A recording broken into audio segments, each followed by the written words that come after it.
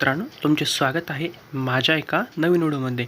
या व्हिडिओमध्ये आपण टिटॅनियस टॉक्झाइड वॅक्सिन कशी प्रोड्यूस केली जाते आणि त्याचं मेकॅनिझम कसं असतं बॉडीमध्ये गेल्यानंतर आणि त्याच्या पूर्ण जे काही कंपोजिशन वगैरे जे काय असतं ते वॅक्सिनचं ते आपण या व्हिडिओमध्ये डिस्कस करणार आहोत. तर चला तर मग व्हिडिओ सुरुवात करूया. तर सर्वात प्रथम आपण इंट्रोडक्शन पाहूयात. Tetanus vaccine is also known as a tetanus toxoid. It is a toxoid vaccine used to prevent the tetanus. नाही, टिटॅनियस वॅक्सिन ही जी काही टिटॅनियस जे काही इन्फेक्शन कॉज होतं त्याच्या अगेन्स्ट ही वॅक्सिन यूज केली जाते. ड्युरिंग द चाइल्डहूड द 5 dose are recommended with a 6 given during the अडोलसन्स.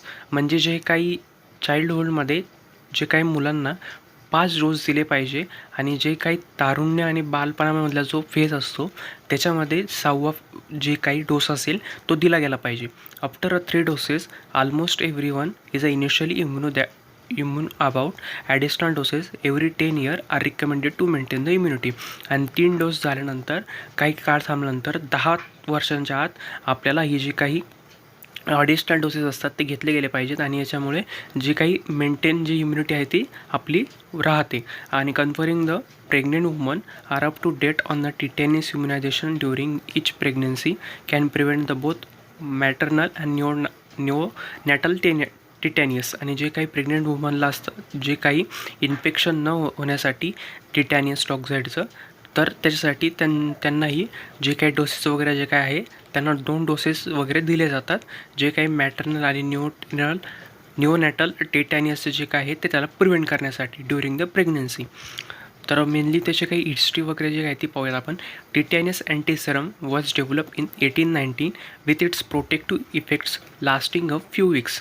आणि ही जे काही टिटॅनियस अँटीसेरम आहे जे डेव्हलप केलं गेलं 1890मध्ये. आणि टिटॅनियस टॉक्झाइड ही जी काही वॅक्सिन आहे ती डेव्हलप केली 1924मध्ये आणि come in to common use of a soldier in the world war 2. आणि मेनली जे काही वर्ल्ड वॉर 2मध्ये ही जी काही टिटॅनियस टॉक्झाइड वॅक्सिन आहे ती डेव्हलप केली गेली. आणि जे काही सोल्जर वगैरेंना जे काही टिटॅनियसचं जे इन्फेक्शन वगैरे होत होतं त्याच्यापासून प्रिव्हेंट करण्यासाठी ही जी जी काही वॅक्सिन आहे ती प्रोड्यूस करण्यात आली. आणि 1924मध्ये ही सगळ्यात पहिल्यांदा टिटॅनियस टॉक्झाइड वॅक्सिन डेव्हलप करण्यात आली. तर त्याचं कंपोजिशन काय आहे, मेनली आपल्याला माहिती आहे की जे काही वॅक्सिन वगैरे जे प्रोड्यूस केली जाते त्याच्यात मेनली 4 कंपोनंट असतात. तर जे काही स्ट्रेन असतो ज्याच्यामुळे जो काही पॅथोजनमुळे डिसीज कॉज होतो आहे तो मेनली त्या टेस्ट किंवा वॅक्सिनमध्ये टाकला जातो. त्याच्यानंतर असतात स्टॅबिलायझर जे काही शेल्फ लाईफ वाढवायचं काम करतात. त्याच्यानंतर ॲडज्युवंट असतो जे काही वॅक्सिनला इन्हान्स करण्याचं काम करतात. आणि शेवटी असतं प्रिझर्वेटिव्ह जे काही वॅक्सिनला प्रिझर्व करण्याचं काम करतात. तर मेनली हे 4 कंपोनंट त्याच्यामध्ये आपल्याला पाहायला मिळतात. तर ह्या जी काही टिटॅनियस टॉक्झाइड वॅक्सिन आहे त्याच्यामध्ये सुद्धा आपल्याला 4 कंपोनंट पाहायला मिळतात. तर टिटॅनियस टॉक्झाइड जे काही स्ट्रेन आहे, त्याच्यानंतर ॲल्युमिनियम फॉस्फेट हे जे काही ॲडज्युवंट आहे, त्याच्यानंतर प्रिझर्वेटिव्ह टाकलं जातं आणि त्याच्यानंतर जे काही स्टॅबिलायझर वगैरे टाकलं जातं. तर त्याची स्पेसिफिक क्वांटिटी तुम्हाला इथं पुढं दिसत आहे. तर अशा हे पूर्ण कंपोजिशन ते टिटॅनियस टॉक्झाइड वॅक्सिनचं बनवल्यानंतर त्याचं पूर्णपणे हे केल्यानंतर मग त्याची वॅक्सिनेशन साठी जी काही वॅक्सिन आहे ती दिली गेली जाते. तर मेनली वॅक्सिन प्रोडक्शन कसं केलं जातं ते पाहूयात आपण. तर टिटॅनियस टॉक्झाइड हा रिकॉम्बिनंट DNA टेक्नॉलॉजी थ्रू एखाद्या होस्ट सेलमध्ये ग्रो केला जातो.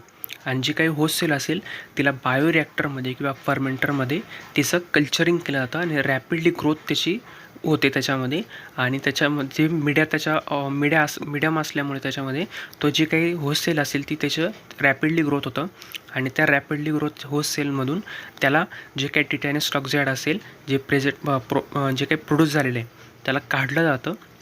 त्याच्यामधून त्याला आयसोलेट केलं जातं, त्याला प्युरिफिकेशन केलं जातं डाऊनस्ट्रीम प्रोसेसिंगमध्ये अल्ट्रा सेंट्रिफ्युगेशन किंवा फिल्ट्रेशन किंवा सरफेस ग्रेडियंट टेक्निकद्वारे त्याला प्युरिफिकेशन केलं जातं.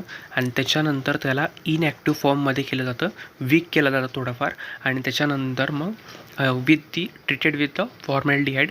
आणि त्याच्यानंतर त्याचं जे काही वेगवेगळ्या कॉन्सन्ट्रेशनमध्ये प्रिपेअर करून त्यामध्ये ॲडज्युएंट स्टॅबिलायझर आणि तसेच प्रिझर्वेटिव्ह टाकून वॅक्सिन ही प्रोड्यूस केली जाते. ही पूर्ण स्टेप्स आहे एक टिटॅनियस टॉक्साइड वॅक्सिन प्रोडक्शनची. तर मेनली जे काही डोसेस वगैरे असतात ते चिल्ड्रनसाठी कसे दिले गेले पाहिजेत.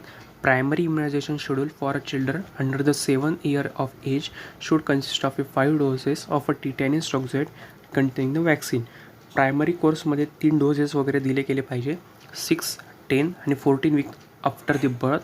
आणि 4th वॅक्सिन जे काही 3 वर्षानंतर प्रायमरी वॅक्सिनेशन नंतर दिलं पाहिजे. जे 14 वीक्स नंतर आपण 3 वर्षानंतर ही प्रायमरी वॅक्सिनेशन नंतर 4th डोस हा दिलं गेलं पाहिजे. जे काही प्रिटिटिव्हस जे काही कंपाऊंड असतात त्याच्यामध्ये जर प्रेझेंट असते ते टिटॅनियस टॉक्साइडचे किंवा त्याच्यामुळे प्रिटिटिव्हस हा जो काही डिसीज वगैरे कॉज होतो त्यासाठी त्याचं वॅक्सिनेशन आधीच झालं पाहिजे. मग 3 वर्षानंतर ही प्रायमरी वॅक्सिनेशन नंतर 4th डोस हा दिला जातो. आणि 5th डोस हा given to the children age between the 13 to 18 year as a booster dose. आणि बूस्टर डोस हा 13 to 18 yearमध्ये चिल्ड्रन्सला दिला जातो. आणि इन अडल्टमध्ये इनिशियल कोर्स हा 3 डोसेसचा असतो टिटॅनियस टॉक्साइड. आणि tetanus toxoid containing the vaccine each 1 month apart. आणि एक महिन्यानंतर हे 3 डोसेस वगैरे दिले जातात. आणि 4 डोसेस हा 10 वर्षानंतर जे काही प्रायमरी वॅक्सिनेशन होतं इनिशियल कोर्समध्ये 3 डोसेस नंतर 10 वर्षानंतर दिलं जातं.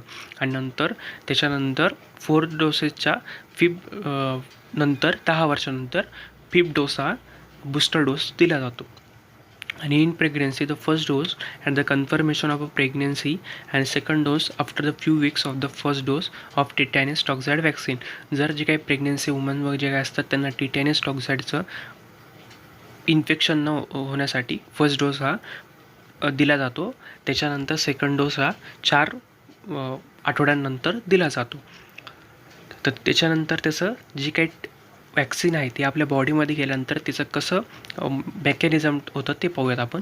The type of a vaccination for the disease is called as a artificial active immunity.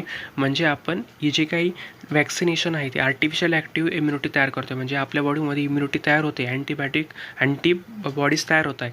पण आर्टिफिशियली एखाद्या पॅथोजनच्या अगेन्स्ट किंवा डिसीजच्या अगेन्स्ट आपल्या बॉडीमध्ये अँटीबॉडी तयार केल्या जातात. त्याला आपण आणि ते बाहेरून आपण देतो त्याला आर्टिफिशियल ॲक्टिव्ह इम्युनिटी म्हटलं जातं. The type of immunity is generated when the dead or weak version of the disease enter into the body. आणि आपण आत्ता पाहिलं जे टिटॅनियस टॉक्साइड असतं त्याला वीक वगैरे केलं जातं आणि त्याच्यानंतर आपल्या त्या वॅक्सिनमध्ये टाकून आपल्या बॉडीमध्ये एंटर केलं जातं. Causing the immune response which include the production of antibody. आणि नंतर मग ज्यावेळेस इम्युन रिस्पॉन्स तो जनरेट करतो आपल्या बॉडीमध्ये गेल्यानंतर आणि अँटीबॉडीजचं प्रोडक्शन चालू करतो. This a beneficial because it means that if the disease is ever introduced into the body, the immune system will recognize the antigen and produce the antibodies for more rapidly. आणि जर हे beneficial आहे, जर एखाद्या वेळेस जर in फ्युचरमध्ये जर त्याच्या बॉडीमध्ये हा जर काही अँटीजन आहे टिटॅनियस टॉक्साइडचा तर जर तो एंटर झाला तर मग आपली बॉडी त्याच्या अगेन्स्ट मोर रॅपिडली अँटीबॉडीज प्रोड्यूस करू शकेल आणि त्याला फाईट करू शकेल त्या अँटीजनला आणि त्याला किल करायचं काम करेल. तर मेनली काही साईड इफेक्टसुद्धा आपल्याला पाहायला मिळतात ज्यावेळेनंतर आपण वॅक्सिनेशन वगैरे करतो. तर मेनली त्याच्यामध्ये फिवर, रेडनेस, त्याच्यानंतर जिथं आपण इंजेक्शन साईट आहे तिथं आपल्याला जो काही हँड वगैरे असतो तिथं दुखतो आपल्याला. त्याच्यानंतर बॉडी खूप दुखते. त्याच्यानंतर आपल्याला टायर्ड वगैरे ह्या वॅक्सिन घेतल्यानंतर आपल्याला टिटॅनियस टॉक्साइडचं हे जे काही साईड इफेक्ट आपल्याला पाहायला मिळतात. तर मग हे साईड इफेक्ट्स आपल्याला घालवण्यासाठी फिवर जर येत असेल तर आपली जी बॉडी आहे ती आपण हायड्रेटेड ठेवली पाहिजे. त्याच्यानंतर जे काही स्वेलिंग वगैरे झाली असेल त्या साईडला ज्या इंजेक्शन साईडला तिथे आपण डॉक्टरच्या प्रिस्क्रिप्शन घेऊन म्हणजे डॉक्टरला सल्ला घेतल्यानंतर मग त्याच्यावरती आपण जे काही गोळा असेल क्लॉथ असेल तो आपण थंड पाण्यामध्ये भिजवून नंतर मग आपण तिथे लावला पाहिजे. तर मग याच्यामुळे आपण जे काही साईड इफेक्ट्स असतात ते आपण कमी करू शकतो. आणि काही काळानंतर हे जे काही साईड इफेक्ट्स असतात ते आपण आपली बॉडी त्याच्यावरती ॲक्ट होत असते. त्याच्यामुळं हे काही आपल्याला साईड इफेक्ट जाणून येत असते वॅक्सिनेशनचे. तर या व्हिडिओमध्ये आपण टिटॅनियस टॉक्साइड वॅक्सिनचं प्रोडक्शन आणि त्याचं कसे इफेक्ट्स होतात आणि त्याच्यानुसार आणि त्याचे कंपोजिशन वगैरे काय आहे ते आपण पाहिलं. तर तुम्हाला माझा व्हिडिओ आवडला असेल तर नक्की लाईक करा, शेअर करा आणि सबस्क्राईब करायला विसरू नका. चला भेटूया पुढच्या व्हिडिओमध्ये.